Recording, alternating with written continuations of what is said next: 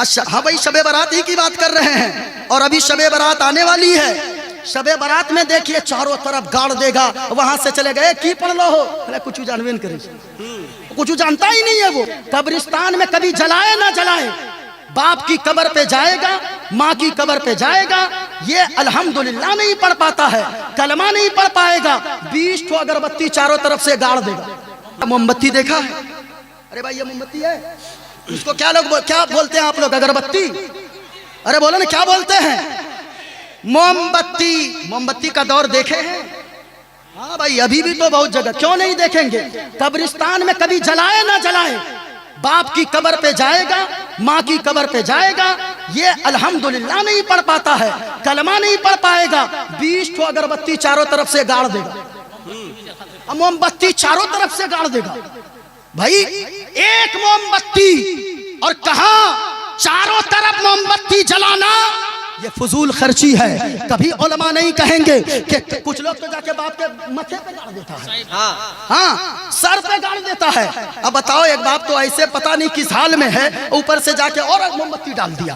دیکھ کے اعلیٰ حضرت نے فرمایا فتویٰ یہ ہے, مسئلہ یہ ہے, اگر اگربتی بھی خوشبو کے لیے جلانی ہو تو کم سے کم قبر سے 2.5 ہاتھ کی دوری پر جلاؤ, قبر پہ مت گاڑو. اور ایک مٹھا جلانے کی ضرورت نہیں ہے, بلکہ 1-2 اگربتی خوشبو کے لیے جلا دو. موم بتی چاروں طرف گھما گھما کے ایسا لگتا ہے نا, دور ہی سے قبرستان کو دیکھیے گا, کچھ نہیں نظر آئے گا, لگے گا کہ باپ رے سب کی قبر پہ ایک دم نور برس رہا ہے. اچھا ہاں بھائی شب برات ہی کی بات کر رہے ہیں اور ابھی شب برات آنے والی ہے. شب برات میں دیکھیے چاروں طرف گاڑ دے گا. وہاں سے چلے گئے کی پڑھ لو ہو کچھ جانوین کرے کچھ جانتا ہی نہیں ہے. وہ پڑھے گا کیا؟ جائے گا امام صاحب فاتحہ پڑھ دیجئے, امام صاحب فاتحہ پڑھ دیجئے, امام صاحب فاتحہ پڑھ دیجئے. زمین لے گا تم, مکان باپ کا تم لے گا, گاڑی باپ کی تم لے گا. اب فاتحہ امام صاحب پڑھیں گے, فاتحہ جا کے قبر پہ امام صاحب پڑھیں گے. میں کہنا چاہوں گا کم سے کم اپنے بچوں کو اتنا قرآن پڑھا دیں, قرآن کی تعلیم اتنی سی دے دیں, آپ کا بیٹا کسی کا محتاج نہ رہے. اور یاد رکھیے گا ایک مفتی صاحب اس درد کے ساتھ دعا نہیں کر سکتے ہیں جس انداز میں آپ کا بیٹا درد کے ساتھ دعا کر سکتا ہے. اور یاد رکھیے ایک مولانا کی دعا بعد میں, ایک مفتی صاحب کی دعا بعد میں, قاری صاحب کی دعا بعد میں, اگر کوئی بیٹا باپ کی قبر پہ جا کے فاتحہ پڑھ دے, رب کی رحمت جھوم جاتی ہے, آواز آتی ہے, اے فرشتوں گواہ ہو جاؤ اس کے بیٹے نے مجھے پاک کہہ کے پکارا ہے, تو میں نے اس کے باپ کو بھی گناہوں سے میں نے پاک کر دیا ہے. السلام علیکم ورحمۃ اللہ وبرکاتہ.